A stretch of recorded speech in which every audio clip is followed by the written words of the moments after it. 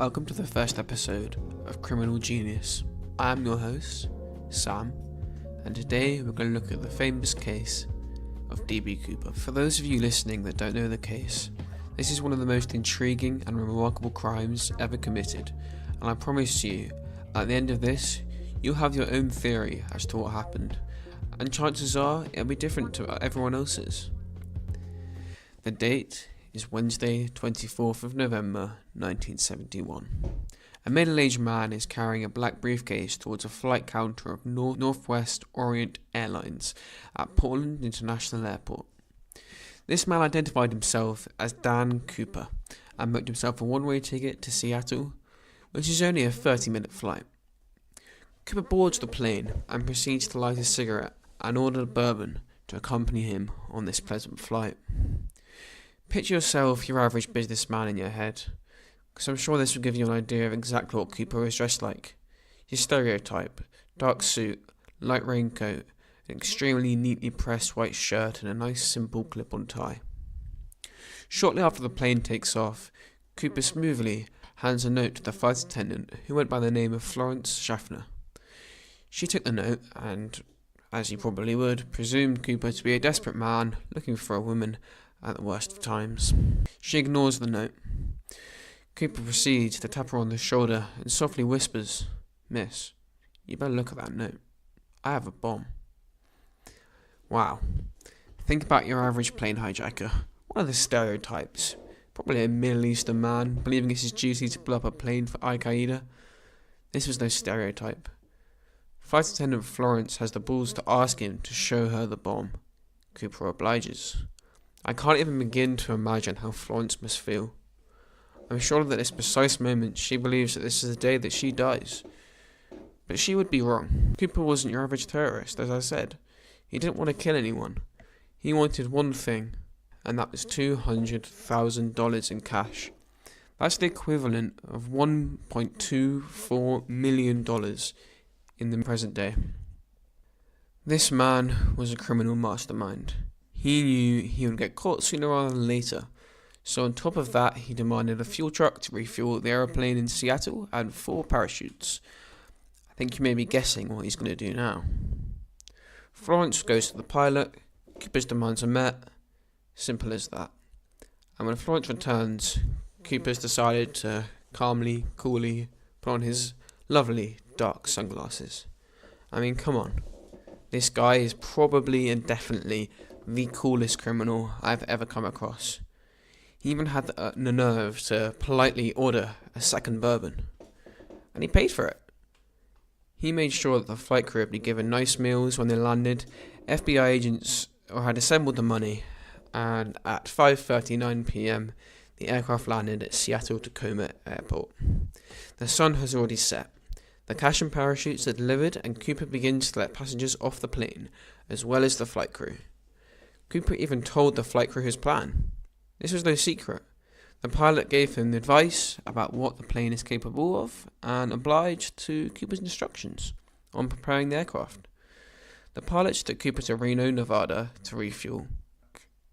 The plane was being followed by fighter aircrafts once it took off, and waiting to pounce when the time was right, Cooper activated the aft air stare. It was not until 2 hours later that the plane landed. And guess what? Cooper was nowhere to be seen. He jumped. Before I get onto the fun part, which I'm sure you want, is theories. I must talk you through the investigation. Feel free to skip, but this part, I promise you, has some information that will help you create your own ideas that can be vital. Cooper had left his clip-on tie and 2 of the parachutes, but in truth, they were no use to authorities. Therefore, the authorities began to question eyewitnesses ranging from people in Portland, Seattle, and Reno, not forgetting any others that had personally interacted with him. Local police and FBI interviewed nearly 1,000 suspects, but they didn't get anywhere. Of those interviewed, only 24 were considered genuine persons of interest, and still, they were long shots. Without any real evidence, it was going to be next to impossible to determine who actually could have done it, so they had no choice but to begin a search operation. Without any idea exactly where Cooper jumped out, it was going to be the most difficult hunt and after one of the most intensive and extensive searches in US history, absolutely nothing was found. Surprised? Possibly. Cooper had vanished, and he'd left no trace. The only thing authorities could work on is the cash that was given to Cooper. As I'm sure you know, every note has its own serial number, and sensibly the numbers given were noted before, and therefore, if any were actually going to be spent, there was a good chance that they'd be able to find who had spent them. So this is what I don't understand. Cooper, this man has come across as this criminal genius who clearly knew what he was doing. He was not crazy. This guy knew exactly what was going on. I refuse to believe that he didn't think every little thing through and just forgot that he can't actually spend the money. Surely this wasn't just for fun. Or was Cooper really just doing this for his own entertainment? Picture it now. The year is 1973. The ransom money is still missing. Let's fast forward again to Thanksgiving 1974. And despite a couple of near matches, the money is still missing. Fast forward again. July the 8th, 2016. Yep, almost today. The FBI announces that it has suspended an active investigation of the case. Has Cooper won? Or is there more to this story that's yet to be discovered? I won't go into all the physical evidence. The entire collection is available for the public to read, so do go and explore. It's a simple search of the internet, and everything's there for you. Time for some theories. I'm going to take you through certain theories, and you can choose your favourite, and that will lead you to some potential suspects. The opening theory. D.B. Cooper died in the fall. Perhaps the obvious conclusion.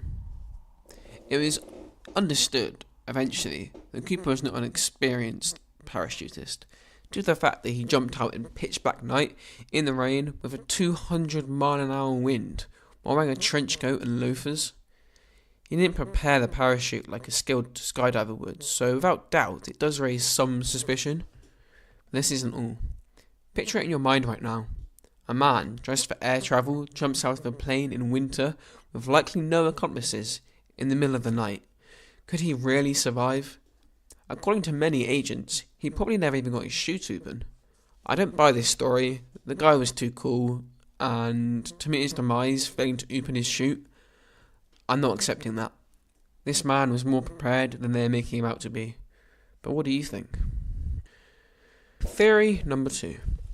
D.B. Cooper survived and continued to hijack planes for ransom. Yep. Numerous cases of almost identical crimes have been committed since D.B. Cooper got away.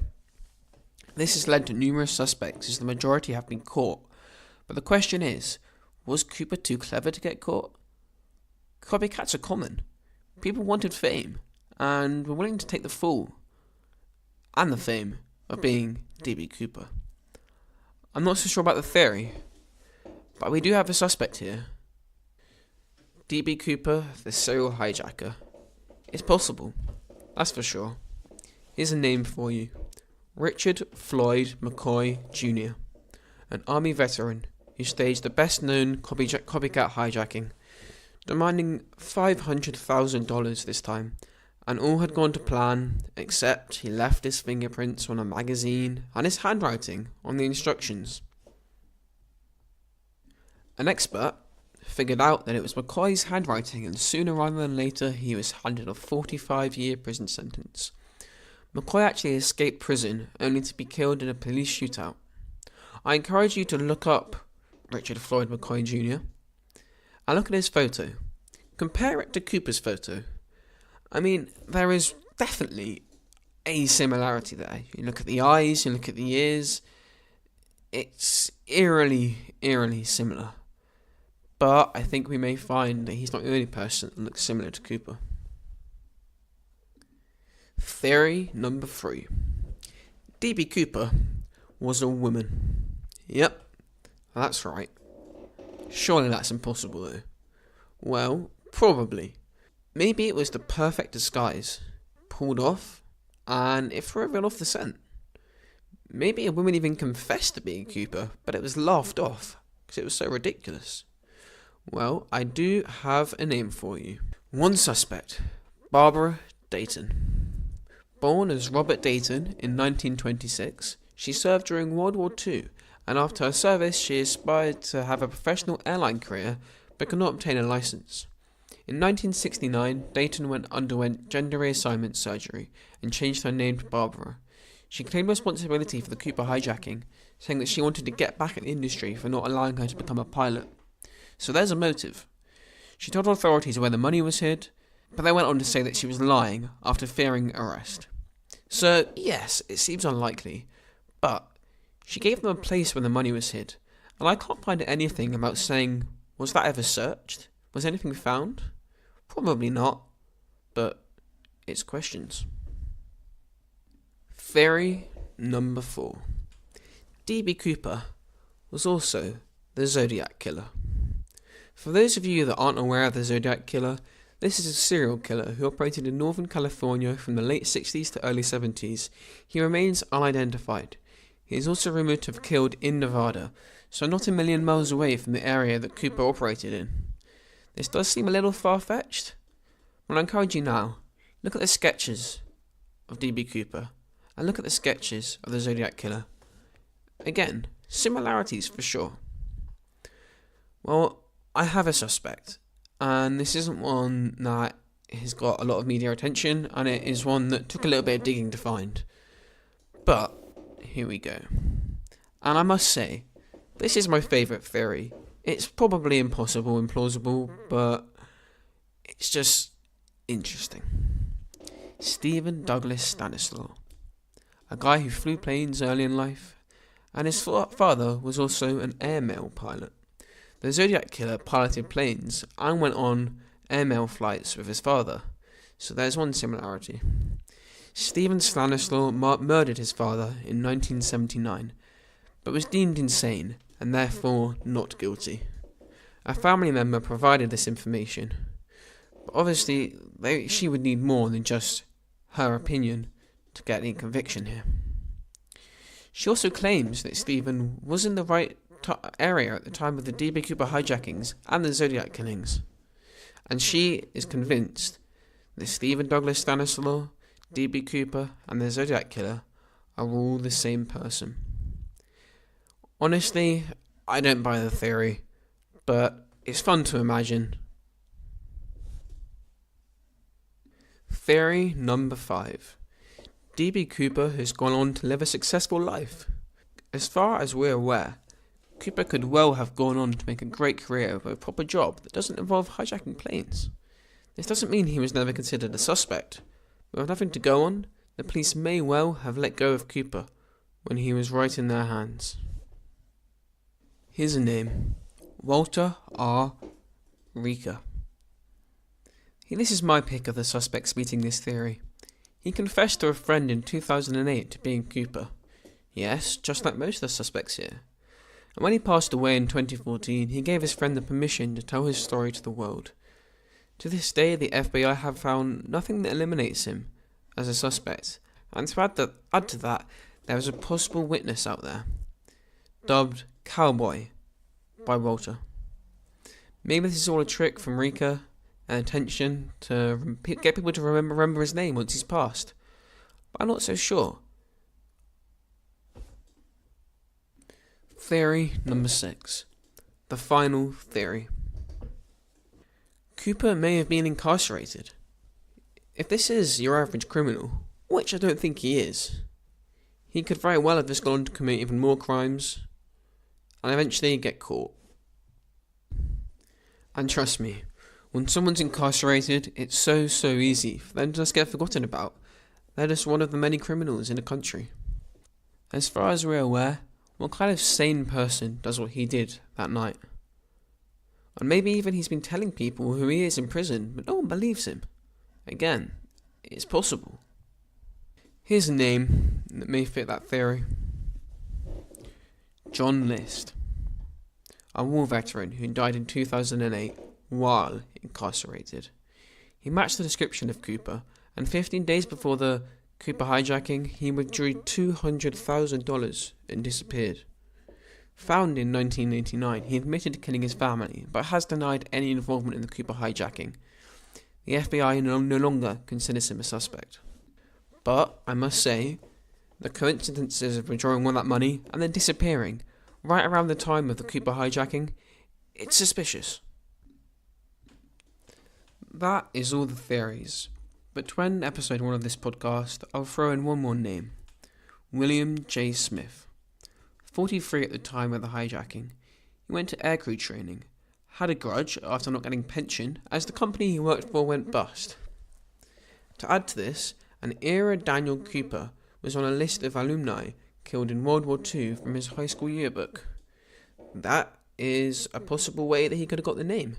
Again, a long shot, but a coincidence? Really?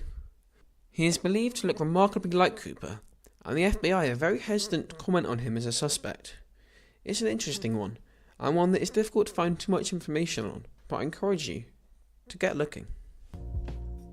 Thank you for listening to episode 1 of Criminal Genius. I was your host, Sam. Please leave a rating, it would be great. And don't be afraid to subscribe. More episodes will be coming out very soon.